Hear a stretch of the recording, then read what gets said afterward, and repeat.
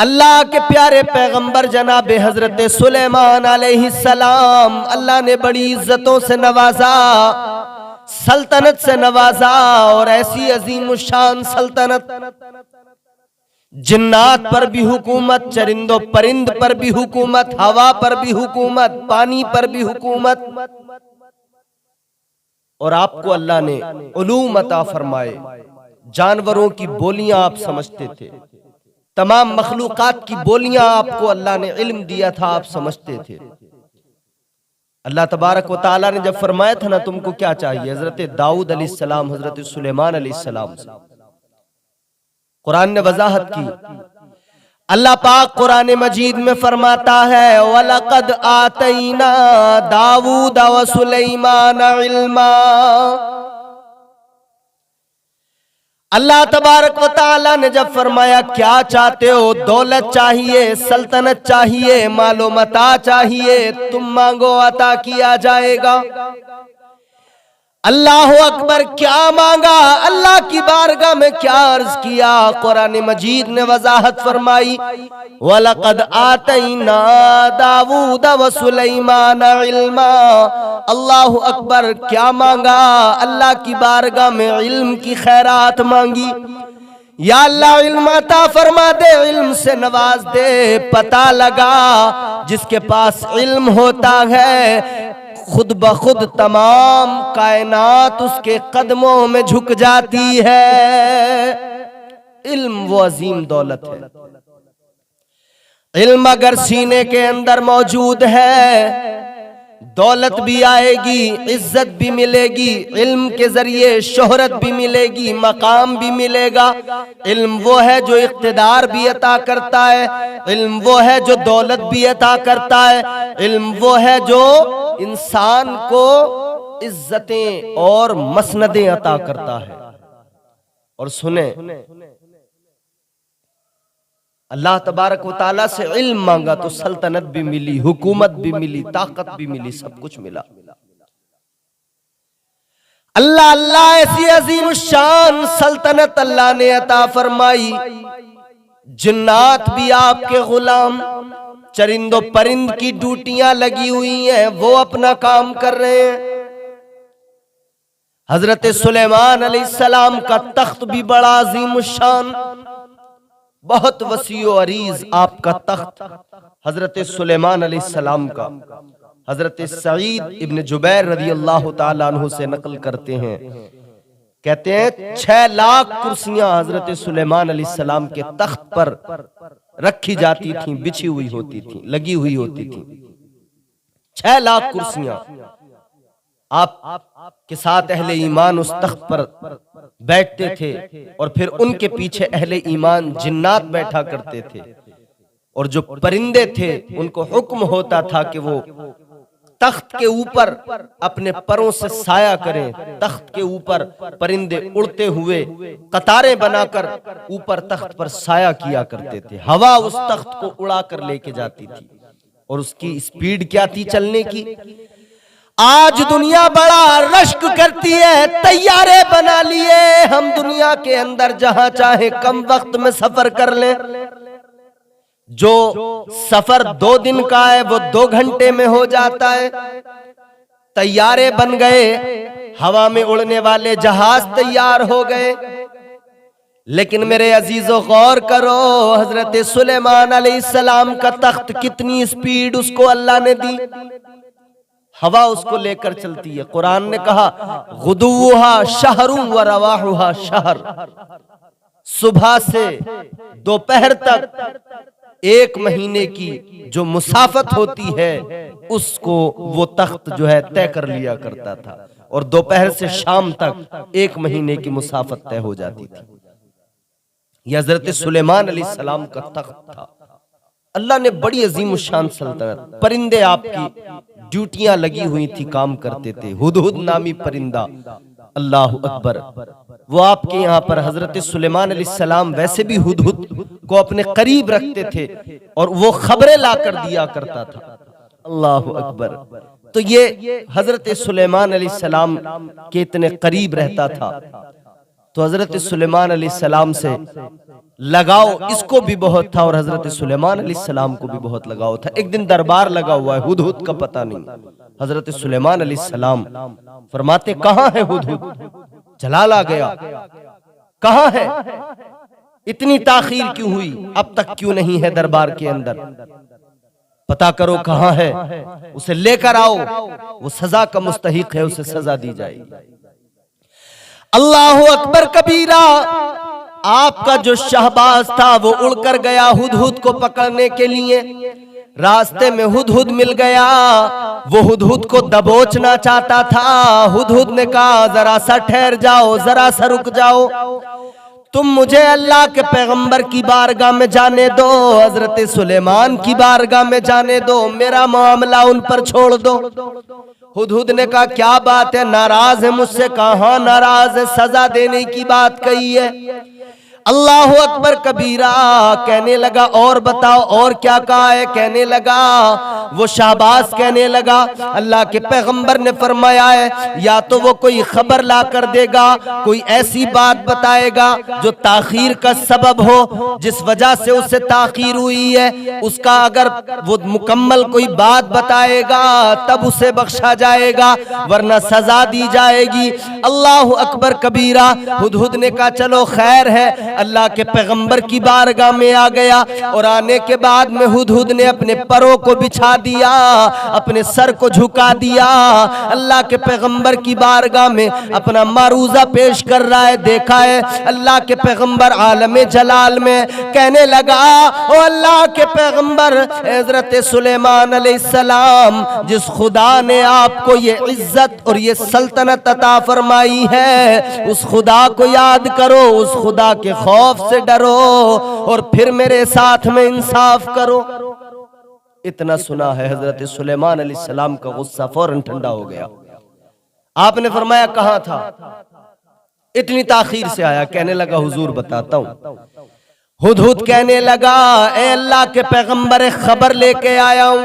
हुदहुद कहने लगा मुझे बाहर एक दूसरा हुदहुद मिला और जब मैं उससे बात करने लगा वो मुझसे मालूम कर रहा था तू कहाँ रहता है, क्या करता है। मैंने कहा मैं अल्लाह के पैगंबर जनाब सुलेमान अलैहिस्सलाम के साथ रहता हूँ, उनकी ड्यूटी करता हूँ। अल्लाह अकबर। जब मैंने उस हुदहुद से मालूम किया तू कहाँ से आया है, वो कहने लगा मैं मुल्क सबा से आया हूँ, वहाँ पर एक मलिका है, वो हुक्मरानी करती है, उसका बड़ा अजीम शान तख्त है। वो कहने लगा मेरे साथ चल, मैं तुझे उसका तख्त दिखाऊंगा। वो मुझे अपने साथ लेकर चला गया। मैं वहां पर गया, मैंने देखा बड़ा अजीम शान तख्त है और तख्त पर वो मलिका बैठी हुई है, बड़ी खूबसूरत है और वो सब के सब सूरज की परस्तिश करते हैं, वो सूरज की पूजा करते हैं। ए पैगंबरे खुदा सुनिए, वो तख्त उसका जो कैफियत बयान की है हुदहुद ने, वो तख्त कैसा था। अल्लाह अकबर। कुरान मजीद में भी उस कैफियत को बयान किया गया है। तख्त कैसा था? मलिका बिल्कीस का, जो मुल्क सबा की बादशाह थी, मलिका थी वहां की। 40 हाथ चौड़ा और 80 हाथ लंबा उसका वो तख्त था, तख्त बिल्कीस। हीरे जवाहरात उसमें लगे हुए थे, सोने चांदी और कीमती धातों से बना हुआ था तख्त बिल्कीस। अल्लाह अकबर। उस पर वो बैठा करती थी और 12,000 सरदार थे जो उस पर बैठते थे, उनके जेरे असर, उनके तहत फौजें थी, अफवाज थी। बड़ा ताकतवर मुल्क था, दौलत बहुत थी, सब कुछ था। अल्लाह अकबर कबीरा। हजरत सुलेमान अलैहिस्सलाम को जब ये अहवाल बताए, हजरत सुलेमान अलैहिस्सलाम ने खत लिखा और हुदहुद से कहा ले ये खत लेके जाओ, मेरा खत वहां तक पहुंचा दे। हुदहुद खत को लेकर गया और ले जाने के बाद में तख्त पर मलिका बिल्कीस बैठी हुई है। इसने ले जाकर उसकी आगोश में तख्त पर उस खत को डाल दिया। उसने खत को उठाया, उठाने के बाद में खत को पढ़ा। मलिका बिल्कीस ने जब खत को पढ़ा है तो उसमें लिखा हुआ है, अल्लाह के नाम से आगाज है, अल्लाह के नाम से शुरू किया गया है बात को। अल्लाहु अकबर, इन्नहु मिन सुलैमान व इन्नहु बिस्मिल्लाहिर रहमानिर रहीम। पहले जब खत लिखे जाते थे तो खत लिखने वाला अपना नाम पहले लिख दिया करता था। अल्लाहु अकबर कबीरा, अल्लाह के नाम से बात शुरू की गई, बिस्मिल्लाहिर रहमानिर रहीम से बात शुरू की गई। खत का मफहूम ये, खत का मजमून इतना, दो बातें खत के अंदर थी। अल्लाहु अकबर लिखा हुआ था, मुझ पर बरतरी और बुलंदी न चाहो, सर बुलंदी न चाहो, और मेरी फरमा बरदार होकर मेरे पास चली आओ, वरना फिर जंग के लिए तैयार हो जाओ। जब खत को पढ़ा उसने, अपने तमाम सरदार बैठे हैं, फौज के कमांडर बैठे हैं, उनको पढ़कर सुनाया। कहा ये इज्जत वाला खत मेरे पास आया है। और मुफस्सिरीन बयान फरमाते, जो उसने कहा ना इज्जत वाला खत मेरे पास आया है, यही लफ्ज उसकी नजात का और उसकी भलाई का सबब बने। उसने कहा ये इज्जत वाला खत मेरे पास आया है। अल्लाह अकबर। अब खत को लिया, पढ़ा।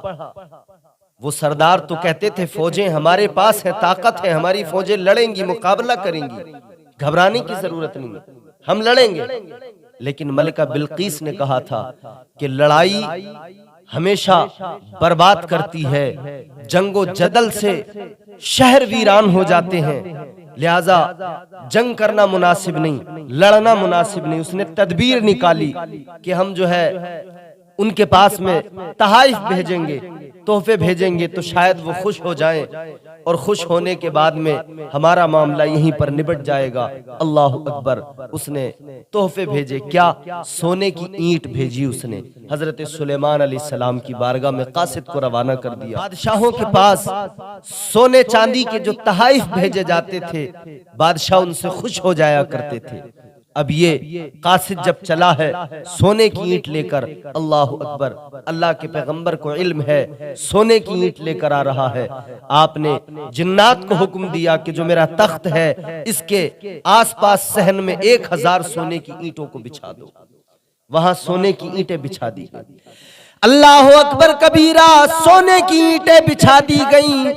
अब जब ये कासिद सोने की ईंट लेकर आए, आकर जब इन्होंने देखा वहां तो फर्श में सोने की 1000 ईंटें बिछी हुई हैं। अब एक ईंट किस मुंह से तोहफे में पेश करें? हैरान है, शर्मिंदगी की वजह से पेश नहीं कर रहे। हजरत सुलेमान अलैहिस्सलाम ने फरमाया, ये सोने चांदी, ये दौलत मालो मता मुझे मेरे रब ने अता फरमाया है। मुझे इसकी ना कोई तमन्ना है, ना कोई आरजू है, ना मैं तहाइफ से खुश होने वाला हूं। मैं अल्लाह का पैगंबर हूं। तुम सूरज की परस्तिश और उसकी इबादत से बाज आओ और मेरे रब परवरदिगार कायनात के खालिक व मालिक पर ईमान लाओ, वरना फिर तैयार हो जाओ, हम हमला करेंगे, लश्कर लेके आएंगे। कासिद वापस पलटे हैं, मलिका बिल्कीस को जाकर बताया है, और जब सारी कैफियत बयान की हैं, अल्लाह अकबर, उसने सुना तो मलिका ने कहा अब मैं जाऊंगी। मलिका बिल्कीस चली है, इसका जो अजीम शान तख्त था उसको 7 तालों के अंदर बंद करके चली है। अल्लाह अल्लाह, इधर मलिका बिल्कीस चली है, जनाब हजरत सुलेमान अलैहिस्सलाम की बारगाह में जाने के लिए रास्ते में निकली है। इधर हजरत सुलेमान अलैहिस्सलाम का दरबार लगा हुआ है, आप तख्त पर जलवा अफरोज हैं। आपके दरबार के अंदर जिन्नात भी मौजूद है, इंसान भी मौजूद है। इधर मलिका बिल्कीस की खबर है कि वो आ रही है, अभी वो रास्ते में है। हजरत सुलेमान अलैहिस्सलाम ने फरमाया, कौन है जो उसके तख्त को जल्दी लेकर आए? जिन्नात के अंदर से एक जिन बोला, मैं लेकर आऊंगा। आपने फरमाया कितनी देर में लेकर आओगे? वो जिन कहने लगा, ए अल्लाह के पैगंबर, ए हजरत सुलेमान अलैहिस्सलाम, जितनी देर के अंदर आपकी महफिल बर्खास्त होगी, इस महफिल के खत्म होने से पहले, यहां से उठने से पहले मैं उस तख्त को आपकी बारगाह में पेश कर दूंगा। अल्लाह अकबर। हजरत सुलेमान अलैहिस्सलाम ने सुना, आपने फरमाया ये वक्त ज्यादा है, कोई इससे कम वक्त में अगर ला सकता हो तो बताए। 1 महीने का वक्त एक तरफ से जाने में और 1 महीने का वक्त एक तरफ से आने में लगता था। इतनी मुसाफत थी मुल्क सबा की। लेकिन वो जिन कहता है जितनी देर में आपकी महफिल खत्म होगी उससे पहले मैं लेकर आ जाऊंगा। मगर अल्लाह के पैगंबर हजरत सुलेमान अलैहिस्सलाम ने फरमाया ये वक्त ज्यादा है। अल्लाह अकबर। आपने फरमाया ये वक्त ज्यादा है, कोई और हो तो बताए, कौन लाएगा इससे कम वक्त में। तो एक और आवाज बुलंद हुई, हजरत आसिफ बरखिया रहमतुल्लाह अलैह, वो उस वक्त के वली हजरत सुलेमान अलैहिस्सलाम की बारगाह में अर्ज करने लगे, ऐ अल्लाह के पैगंबर मैं तख्त को लेकर आऊंगा। हजरत सुलेमान अलैहिस्सलाम ने फरमाया कितनी देर में लेकर आओगे। आसिफ बरखिया कहने लगे, ऐ अल्लाह के पैगंबर आपकी आंख झपकने से पहले, पलक झपकने से पहले लाकर पेश कर दूंगा। अल्लाह अकबर। इतने कम वक्त के अंदर 1 महीना जिस मुल्क में जाने में लगे, 1 महीना आने में लगे, 2 महीने का वक्त लगे, तो अल्लाह के वली हजरत आसिफ बिन बरखिया रहमतुल्लाह अलैह कहते हैं हुजूर पलक झपकने से पहले वो तख्त आसिफ बिन बरखिया रहमतुल्लाह अलैह ने इतनी ही देर में पलक झपकने से पहले आपकी खिदमत में हाजिर कर दिया। तख्त बिल्कीस आ गया। इधर बिल्कीस मलका सबा हजरत सुलेमान अलैहिस्सलाम के यहाँ पर आई। अल्लाह अकबर।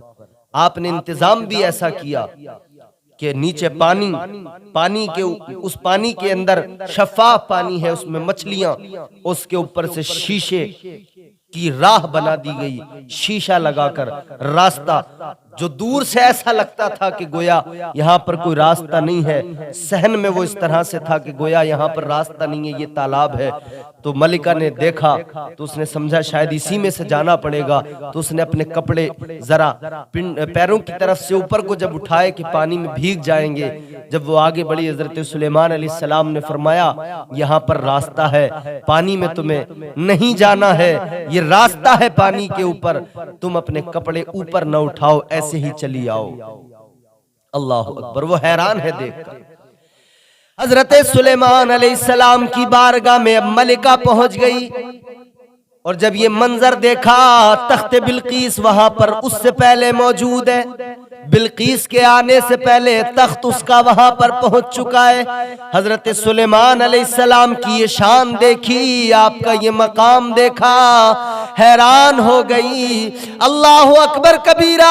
हजरत सुलेमान अलैहिस्सलाम की बारगाह में पहुंचने के बाद में हजरत सुलेमान अलैहिस्सलाम के हाथ पर अल्लाह तबारक व तआला की वहदानियत और उसकी समदियत का इकरार करके आपके हाथ पर ईमान ले आई, आप पर ईमान ले आई, आपका कलमा पढ़ लिया।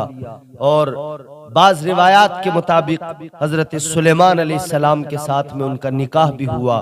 बाज रिवायात मुख्तलिफ हैं। बहरहाल ये तख्त बिल्कीस उनके आने से पहले वहां पर पहुंच गया था और उसको थोड़ा तब्दील भी किया गया था। हजरत सुलेमान अलैहिस्सलाम ने फरमाया था क्या तुम्हारे यहाँ भी ऐसा कोई तख्त है? तो वो कहने लगी हुजूर यही तो वो तख्त है मेरा। तो अजमत आपकी देखकर, आपका मकाम देखकर समझ गई थी कि आप अल्लाह के पैगंबर हैं, आप हादी बरहक हैं, और आपको आपकी अजमत को देखकर उसने कलमा पढ़ लिया था।